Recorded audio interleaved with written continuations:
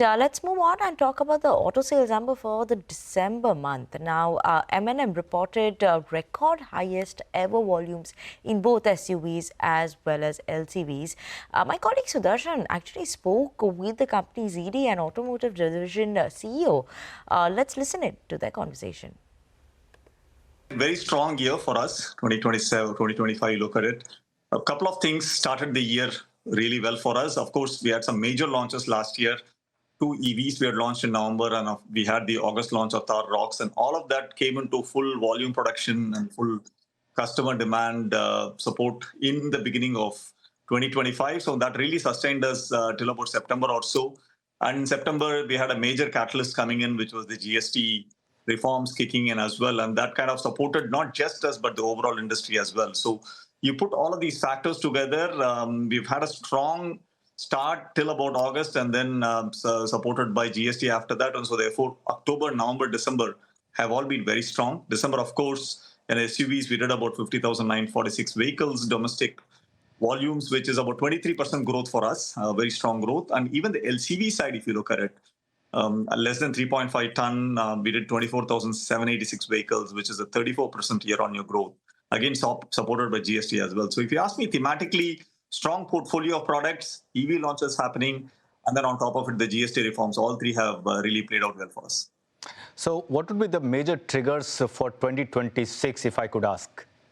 Yeah, so a few things. One, the GST, our estimate is the GST catalyst will continue to play out in two different ways. On the PV side, there'll be the volume trigger, but also premiumization trigger in terms of customer now, within the same budget, if they're able to buy a higher-end vehicle, more premium variant.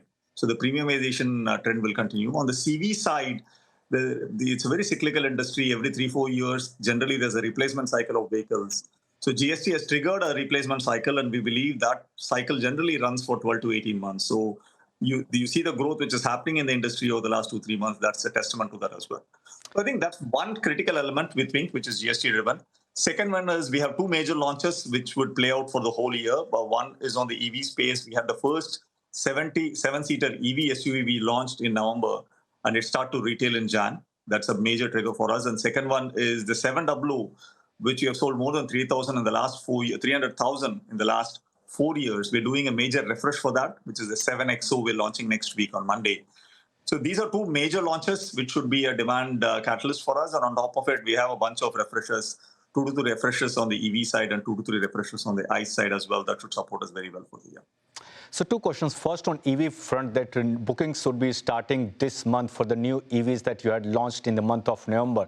So what would we, and also you had expected that from the month of January, the volumes of EV should increase. So what would the volumes that you would be expecting going forward, if I can ask for like next fiscal or say for 2026? And second, LCV that is less than 2 tons, in which while you have been seeing a healthy growth over the last few months, but if you talk about the till date, till December, it's still in a decline form. It's still down almost 4%. So do you think by the end of this fiscal, this 4% loss should be recouped or should recoup?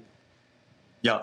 So on the EV front, when we launched the two products, BE6 and XEV90 in November last year, we had operational as about 5,000 monthly capacity. And we've been utilizing roughly about 3,800 to 4,000 on a monthly basis, which is quite healthy, 80% utilization or so. With the new product 9S, which we launched now and we'll start to produce and roll out in Jan, we are taking that capacity, ramping it up to about 8,000 operational capacity, which should start to play fully in April onwards. So on that 8K capacity, we estimate our volumes to be around 7,000 or so. So what we are doing about 4,000-ish, we think it can go into the 6,500, 7,000, which again is roughly about 80% utilization on any production line. You want to stay in that 85 to 90% capacity as well. So that's what we're doing on the EV. On a LCV, it's a little bit of a different trend. What you see of the demand on less than 2 ton going down, it's actually a little bit of a macro trend in the sense that customers are increasingly starting to buy our higher tonnage vehicles for various different reasons. And so what you see in degrowth in that category is actually showing up as growth in the category which is slightly higher than that. So Vero, which is a product we had launched earlier in 2024, we really see Vero CNG really pick up, and a lot of the demand is coming from that space, which is a less than 2-ton space as well. So I'm not necessarily as worried about that happening because we have a product portfolio which can support both less than 2-ton and 2 to 3.5-ton. And we see a trend moving in the direction. We have enough products to support that segment and that trend as well. Makes sense. So over the last few months, especially in the last 2 months, we have seen raw material prices moving sharply higher. You talk about aluminium, copper, or steel. All the prices have moved higher.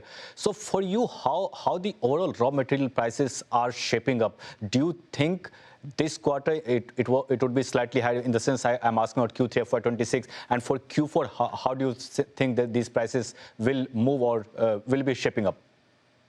Yeah, it's very much on our minds. As you rightly pointed out, the prices of industrial commodities, especially precious metals like palladium, copper, aluminum, platinum, all of these have gone up.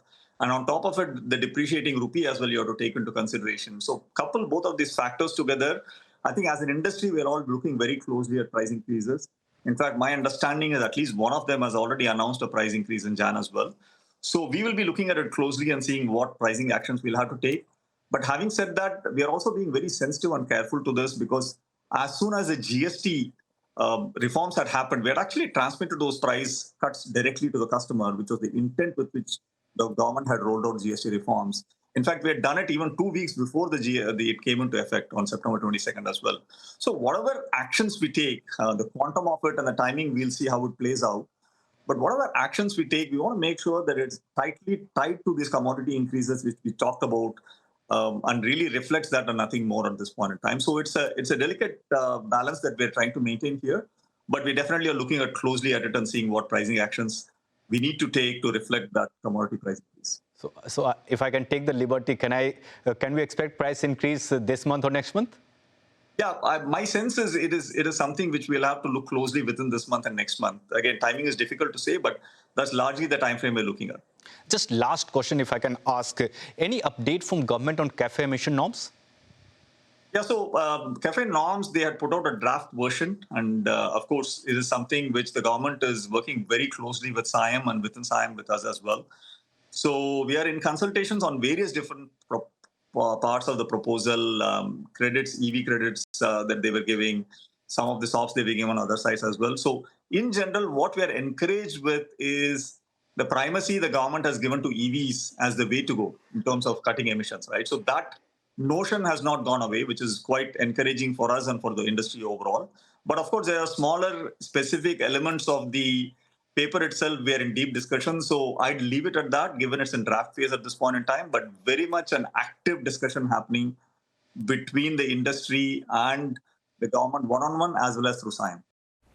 All right, that's the word coming in from M&M. That's the stock on our radar. By the way, the markets have come up from the highs of the day. The stock is at the highs, but mid-cap index sharply off the highs of the day. So